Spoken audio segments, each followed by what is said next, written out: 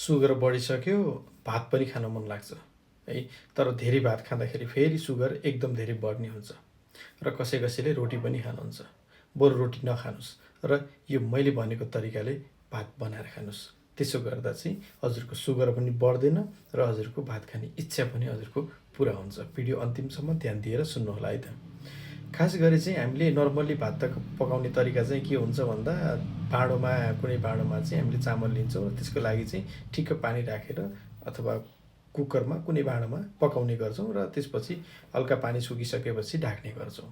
र यो तरिकालाई अब कम्प्लिटली चेन्ज गरौँ। के गरौँ भन्दा अलिक ठुलो भाँडोमा आफूलाई चाहिने जति चामल लिउँ, त्यो चामललाई चाहिँ के गरौँ, धेरै पानीमा राखेर पकाउँ है। धेरै पानीमा राखेर पकाउँ र त्यहीँ बसेर पकाउँ र बिचबिचमा के गरौँ, त्यसबाट भातको अथवा चामलको त्यो लिँदै चेक गर्दै गरौँ।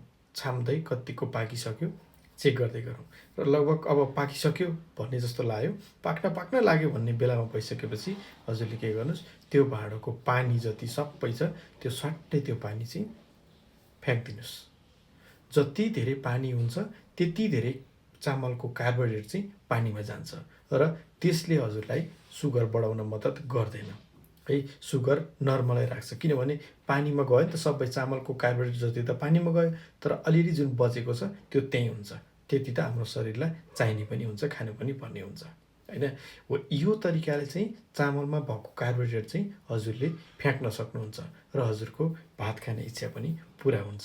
र आफ्नो आफन्त जो हुनुहुन्छ जसलाई सुगर एकदम बढेको छ र भात खाने इच्छा गर्नुहुन्छ भने चाहिँ उहाँलाई चाहिँ यो भिडियो सेयर गरिदिनु होला, किनभने उहाँको पनि इच्छा पुरा हुनेछ।